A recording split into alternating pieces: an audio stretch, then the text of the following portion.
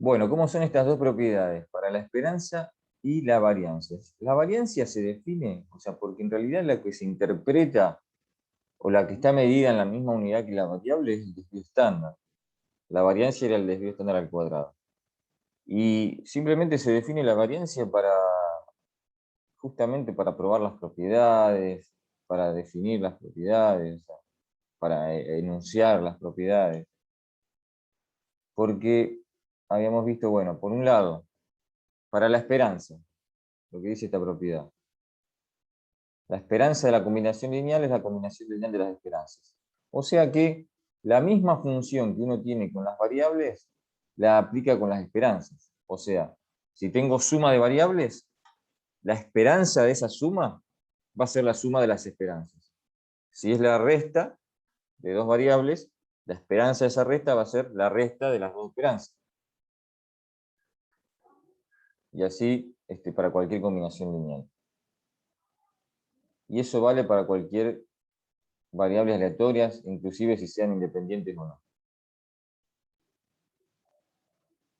Ahora, cuando vamos a la variancia, la propiedad para la variancia, acá es donde había que tener en cuenta varias cosas. Primero que la propiedad está escrita para la variancia y no para el desvío estándar. O sea que si yo quiero sumar variancia, o sea, no puedo sumar los desvíos estándar. Primero tengo que elevar al cuadrado, sacar la variancia y recién ahí. Entonces, bueno, me dice que la variancia de la combinación lineal es esto. Es la suma de cada constante al cuadrado por la variancia de cada variable. O sea que, bueno, como les decía, primero tengo que obtener la variancia de cada variable. Después lo que tengo que hacer es multiplicarla por la constante al cuadrado. O sea, la constante que acompaña a cada variable va a multiplicar. O sea, es como decir, si yo tengo la variancia, vamos a suponer, de 2x, lo que me está diciendo acá que la variancia de 2 por x es 4 por la variancia de x. Después, a su vez, si tengo la suma de n variables multiplicadas por constante, bueno, sumo las variancias. O sea que la variancia de la suma es la suma de las variancias. Por ejemplo, si todas las constantes fuesen iguales a 1, la variancia de la suma es la suma de las variancias. Si yo después quiero el desvío estándar, le hago la raíz cuadrada. Y eso lo habíamos visto en la última clase. Yo le mostré un ejemplo de si, por ejemplo, le ponía los valores 2 y 3 a la desviación estándar, a dos variables x1 y x2,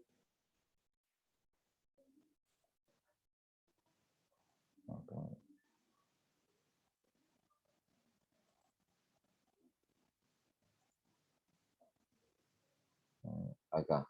Yo dije, por ejemplo, tengo x1 más x2. El desvío de x1 es 2, el desvío de x2 es 3. Yo quiero el desvío de x1 más x2. Entonces tengo que sacar las variancias, 4, 9, hacer la raíz cuadrada de 4 más 9, que es raíz de 13, me da 3,6 aproximadamente. Entonces eso era el desvío de x1 más x2. No es la suma de los desvíos, 5. Primero, tener en cuenta eso. No puedo sumar los desvíos. Lo que se suman son las variancias. Pero, y después otra cuestión que surge es que si yo tengo x1 menos x2 es la función, la constante que acompaña a x1 es 1, la constante que acompaña a x2 es menos 1, entonces cuando yo aplico esa fórmula y elevo al cuadrado la constante me queda 1, ¿ya? Entonces me termina quedando también la variancia de x1 más la variancia de x2, después hago la raíz cuadrada, o sea me queda lo mismo, 3,6. Entonces habíamos dicho que cuando calculamos una desviación estándar, una variancia, es una variabilidad que hay. Es como en las mediciones cuando uno habla de error de medición. Entonces, por más de que la función entre las dos variables sea una resta, si las dos variables tienen variabilidad, la variabilidad de esa función va a ser más grande, no se va a restar, porque si no, hasta me podría dar negativo si yo resto dos variabilidades. Lo mismo con un error de medición. Si x1 y x2 tienen errores en la medición, cuando yo hago x1 menos x2, va a tener un poco más de error que cada una por separado, porque a las dos las estoy midiendo con un posible error. O sea, no quiere decir que porque yo haga x1 menos x2, el error que tenga de medición se va a achicar. No, si las dos tienen error en la medición, no podría achicarse. Bien, entonces, bueno, esa propiedad un poco, tiene que, hay que, o sea, para entender por qué es así, tiene que ver con eso. O sea, no podría achicarse una variabilidad por más de que yo las dos variables las reste o las sume, es lo mismo. La nueva variabilidad siempre va a ser más grande en estos casos. Ahora, si yo, por ejemplo, no sé, tuviese x1 sobre 4, ahí sí se me va a achicar la variabilidad porque la constante esa, bueno, va al cuadrado, después igual le hago la raíz cuadrada, bueno, todo, pero así, ahí sí me quedaría una variabilidad más chica si tuviese alguna de las variables divididas por constante. Pero si están así, sumada, restada, siempre en los dos casos la variabilidad es más grande que cada una por separado. Bien, en este caso nos da eso.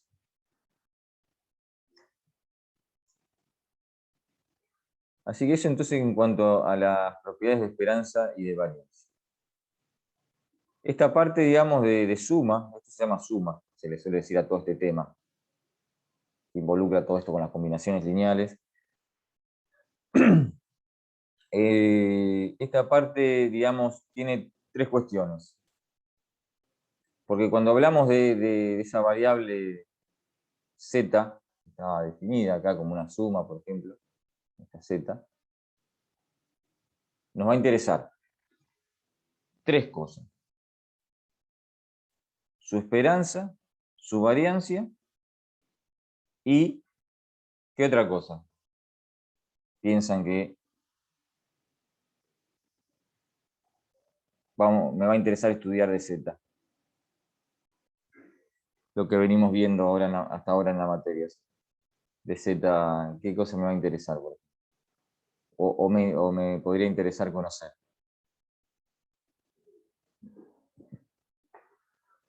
Porque con su esperanza y su variancia no tengo toda la información de z.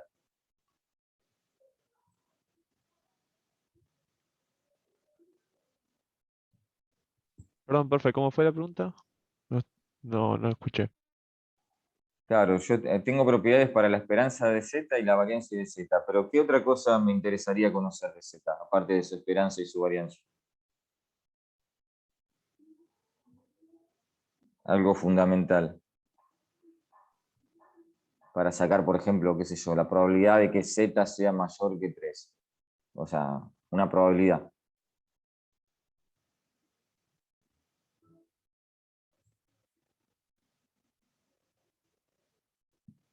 Me va a interesar saber qué distribución tiene z, qué modelo. ¿Bien? Esas son las tres cosas que un poco lo que se estudia en toda esta parte del apunte, digamos. Todo lo que involucra. Una propiedad para la esperanza, una propiedad para la variancia. Haciendo otra aclaración que les decía también la clase pasada, que esto siempre es para variables independientes. O sea, las x y van a ser todas independientes entre sí.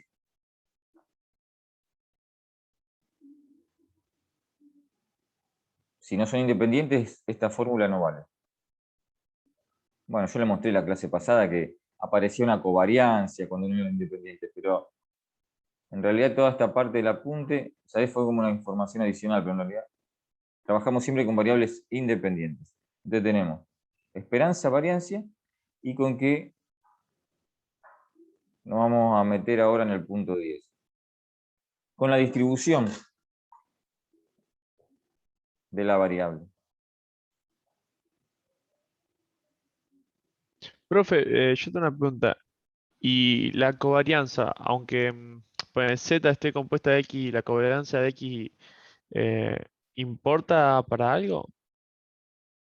¿O no? Eh, la covariancia, o sea, sí, te da una información de la relación que hay entre esas, la relación lineal que hay entre las variables. Pero eso podría ser si vos tenés dos variables y querés estudiar o analizar la relación que hay entre ellas. Podés calcular la covariancia y el coeficiente de correlación. Pero ya cuando hablamos de función de dos variables, ahí ya vamos a suponer que son independientes, para no complicarla, porque en algunos casos vamos a tener muchas variables, o sea, más de dos, ¿no es cierto? N variables. Y si no fuesen independientes todas, se hace todo como muy tedioso, digamos, el análisis, porque habría una covariancia. Para cada par de variables podría haber una covariancia distinta de cero. Entonces, si vos tenés 10 variables, imagínate todos los pares de variables que tenés ahí, que podrían ser no independientes, porque siempre la independencia se define de a dos variables. Así que, por eso, acá, a partir de acá, cuando empezamos a hablar de suma, o sea, de la combinación lineal de variables, ya suponemos que son independientes. O sea que la covariancia vale cero. Ah, ok, listo. Gracias. Bueno, entonces vamos a empezar a estudiar un poco la distribución de esa variable z.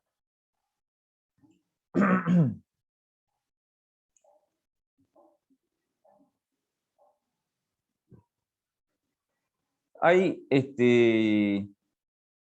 dos propiedades, o sea, lo que es, sí. Una que es la propiedad reproductiva, que se aplica a varias distribuciones, por ejemplo, de ellas Poisson, normal. Bueno, esa distribución chi cuadrado no importa por ahora.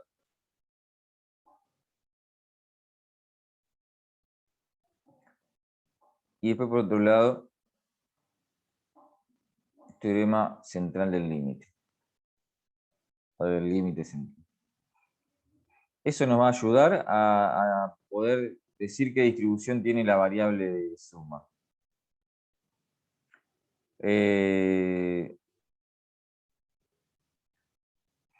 Estas propiedades reproductivas tienen que ver con que la distribución de la variable, de la nueva variable, tiene la misma distribución que las otras. Por eso se llama reproductiva, como que se reproduce la misma distribución. Pero bueno, sería así. En este caso hay que suponer que las xy todas tienen la misma distribución. ¿En qué caso puedo decir que la x también tiene la misma que esas? Son algunos casos nomás, que voy a empezar nombrando el de la distribución normal. Es el más importante de la distribución normal porque van a ver que todos o sea, cuando hablamos de suma o combinación lineal, vamos a ver que esto de la distribución normal tiene una importancia acá preponderante porque es la distribución que va siempre como a tender a aparecer en la suma.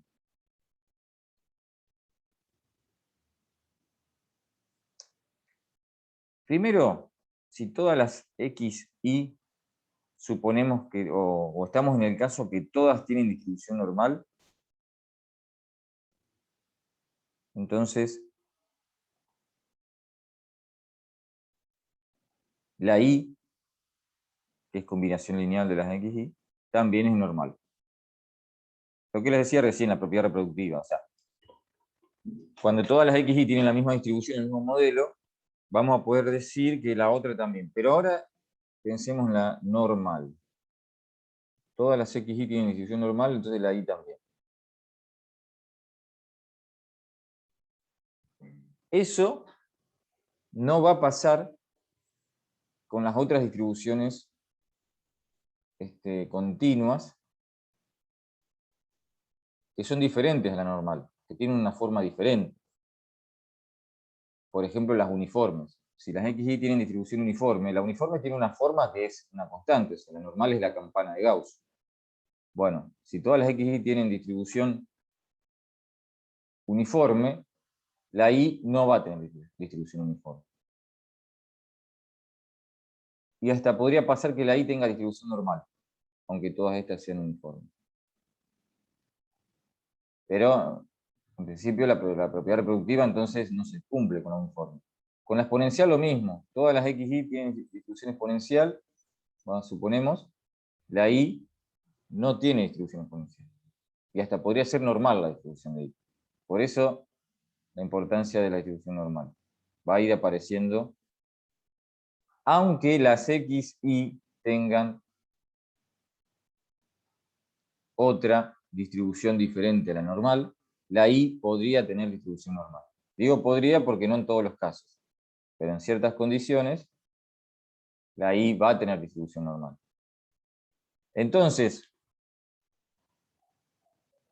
lo primero a tener en cuenta es que esta propiedad reproductiva, en principio, va a ser para muy pocas variables, muy pocos tipos de distribuciones. Por ejemplo, la normal. La normal sería como la obvia, que va a cumplir la propiedad reproductiva. ¿Bien? Siempre tengan presente eso. Cuando hablamos de suma, esa variable suma, y va a tener una distribución que si no es normal es muy parecida a la I. Entonces, bueno, es obvio entonces, pensando en esa idea, que la variable normal cumple la propiedad reproductiva. Y que las otras no, porque la exponencial la forma es muy diferente a la normal. Si la I tiene una distribución parecida a la normal, bueno, obviamente no es la misma que si las X y son exponenciales, no va a ser la misma distribución de I. Lo mismo que la uniforme. Ahora, podría haber alguna otra distribución como esta que aparece acá, pero esta ni la vamos a usar por ahora, H cuadrado, se llama así. Bueno, donde esta, como esta sí tiene una forma de campana, si ustedes ven, esta es asimétrica, pero en algunos casos empieza a tener forma de campana. Bueno, acá son todas asimétricas, pero si uno va haciendo otras, aumentando un parámetro ahí de la distribución, termina teniendo forma de campana.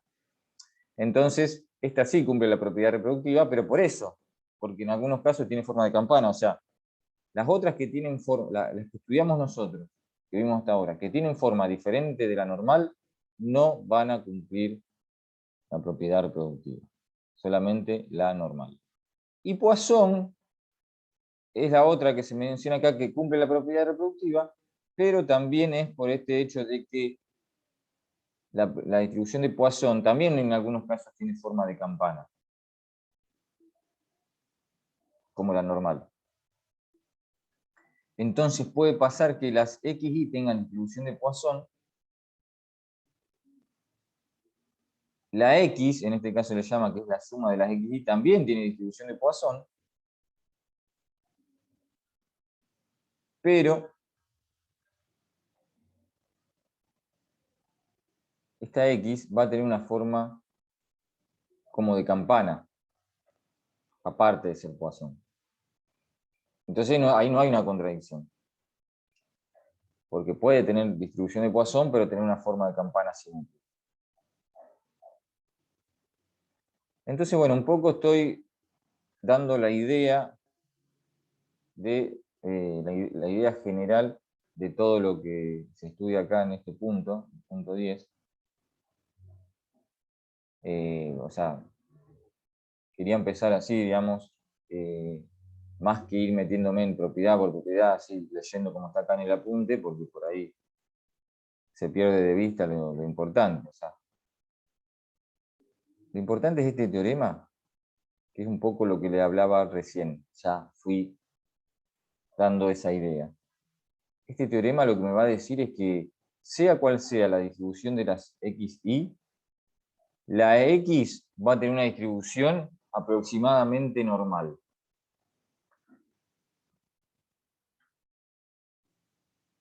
Como dice acá. ¿Y de qué depende que sea más o menos aproximada a la normal, la distribución de x? A que n sea convenientemente grande. O sea, el teorema escrito formalmente no es como está escrito acá. O sea, formalmente el teorema lo que dice es que cuando n tiende a infinito, la variable x converge a una distribución normal. Bueno, para hacerlo nosotros lo usamos de manera más práctica. Decimos, bueno, o sea, lo vamos a usar cuando tenemos obviamente un n finito, o sea, tenemos n variables aleatorias, bueno, vamos a decir que la x tiene una distribución aproximadamente normal. Obviamente, cuanto más grande sea n, mejor va a ser la aproximación. y hasta con un n chiquito, bueno, o podría pasar que con un n muy chico la aproximación sea malísima. Por ejemplo, si yo sumo dos exponenciales, tengo dos nada más, y son las dos con distribución exponencial, la aproximación acá de la normal va a ser malísima. Porque estoy sumando dos exponenciales. Ustedes saben la forma de la exponencial cómo es. Muy diferente a la normal. Pero sí vamos a poder decir que si bien la x no va a ser normal, pero va a ser un poquito más parecida a la normal. Hago un dibujito y yo después les voy a dejar ahí en la lista de donde están todas las clases grabadas, les voy a dejar un videito que yo armé para otra facultad, digamos, pero que les puede servir para entender mejor toda esta idea del teorema central del límite. O sea, lo voy a dejar ahí, se lo voy a recomendar para que lo vean el video. Debe ser unos 10 minutos. Para entender un poco mejor todo esto que estoy diciendo. Siempre la distribución de esta variable x va a ser más parecida a la normal que lo que son todas estas. Bueno, en el caso que yo decía de dos exponenciales, que esto en el video está hecho con los gráficos y todo. Ven que agrego, hago un bosquejo así nomás acá.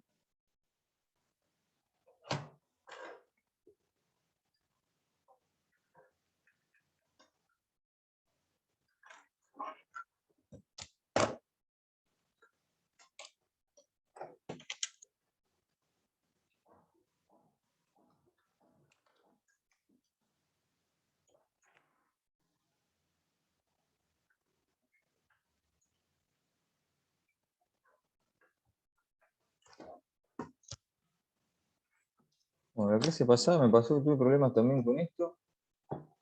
Después lo había solucionado y ahora otra vez. Bien.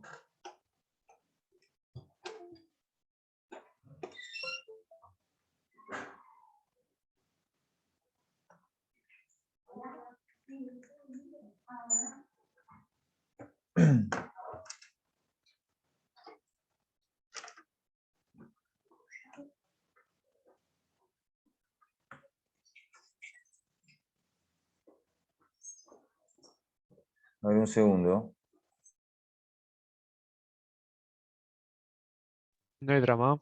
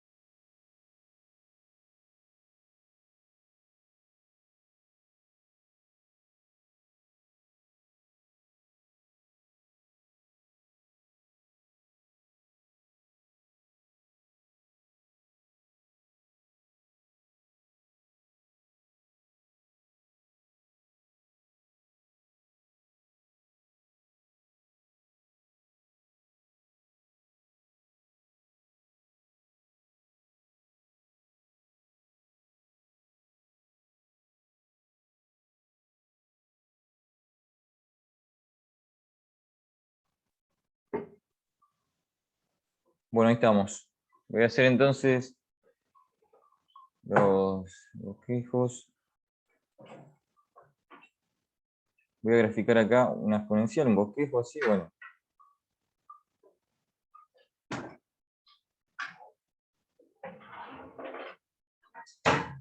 Esa sería la distribución de x1, la distribución de x2.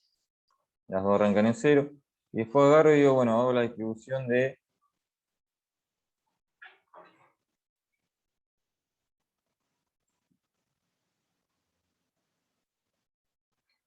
x1, le pongo con una z, x1 más x2. Y me queda, uno la construye, porque esto, para construir la distribución de esta variable, o sea,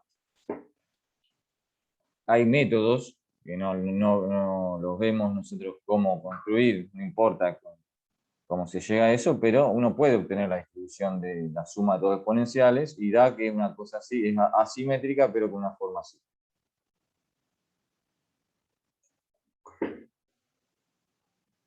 Entonces,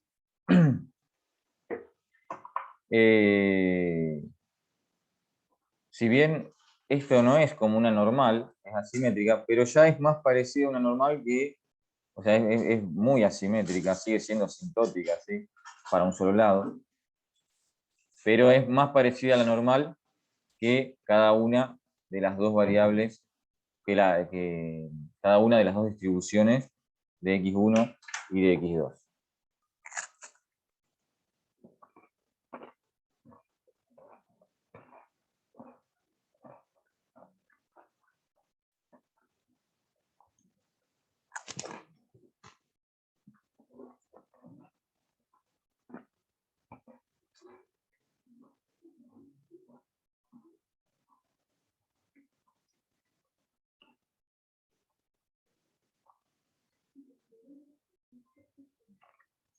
Entonces,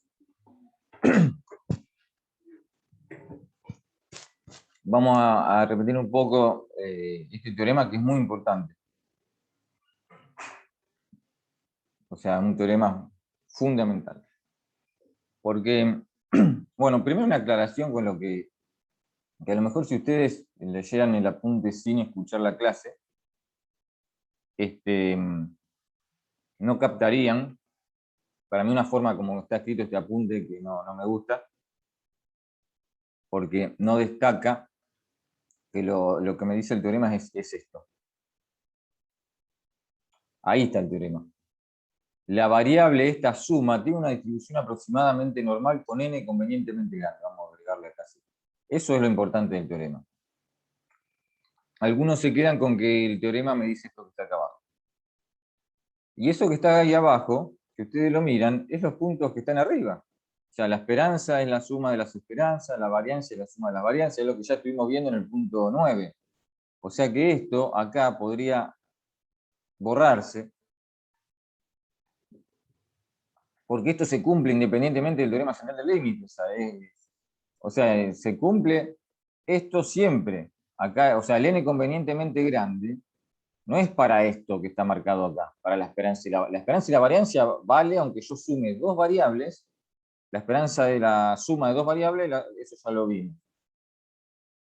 Ahora, lo que pasa con n convenientemente grande es esto. Entonces, si ustedes tienen el apunte impreso o como fuese, o en digital, bueno, traten de destacar eso. Márquenselo, así no se confunden. O sea, porque lo que está abajo es lo que está en los puntos anteriores. O sea, acá el teorema central del límite lo que me dice es, con n convenientemente grande, esta variable x tiene una distribución aproximadamente normal. Así que, si ustedes, una vez que esa idea la captaron, después todas las, inclusive hasta todas las otras propiedades reproductivas, les resulta como obvia. Porque si yo les digo que esa idea, siempre la distribución de x es más parecida a la normal que cada xy por separado. Entonces, si yo les digo que las xy tienen toda distribución normal, la x es obvio también que tiene que tener distribución normal. O sea, la propiedad reproductiva queda como obvia. ¿Bien? Ahora, si las xy tienen una distribución uniforme, también queda obvio que la x no va a ser uniforme. Porque si estamos diciendo que la distribución de x es más parecida a la normal, no podría ser uniforme igual que las otras. Y le agrego un dato que creo que está mencionado en algún lugar en el apunte, no sé ahora si lo voy a encontrar.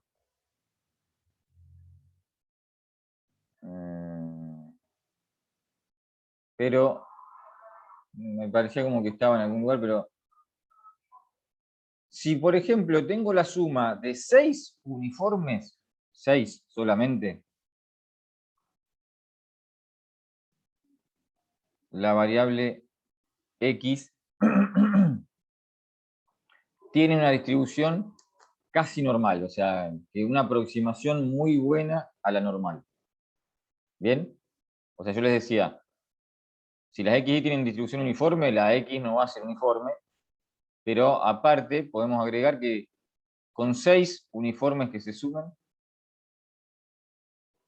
ya es un n suficientemente grande. Si yo supiera que las XY tienen distribución uniforme, bueno, el n convenientemente grande es 6. Para que decir que la X es aproximadamente normal. Y si las XY tuviesen distribución exponencial, bueno, como la exponencial, como recién hacía en el gráfico, es bien asimétrica, asintótica, ahí ya el n convenientemente grande es más grande, digamos. Bueno, algunos usan como criterio el 30, pero quizás con un n de 20 podría ser también.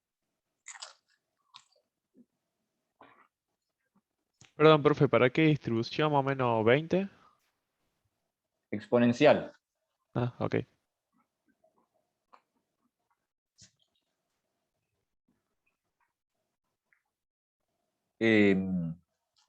Cuando suponemos que las XY tienen distribución exponencial, ahí ya eso de 6 no sirve. Ahí ya hablamos de números más grandes. Pero sí, como le decía, con 20 ya se consigue una buena aproximación. Ahora, cualquier otra distribución, porque la exponencial es como un caso especial de una distribución bien asimétrica, donde tengo acá en el 0, tengo el máximo de la función de densidad y después va bajando. Pero podría ser una distribución asimétrica, pero no tanto como esta, o sea, algo como esta, por ejemplo. Bueno, en todos esos casos con menos, a lo mejor serán 10, 15. Y eso ya dependerá de cada caso. Entonces, el teorema central del límite se acostumbra a decir, bueno, ¿qué pasa si no sé nada de las XY? No tengo ni idea. Que generalmente, en una situación real, uno alguna idea tiene. O sea, a ver, yo no puedo conocer la distribución de una variable, pero puedo tener idea si la distribución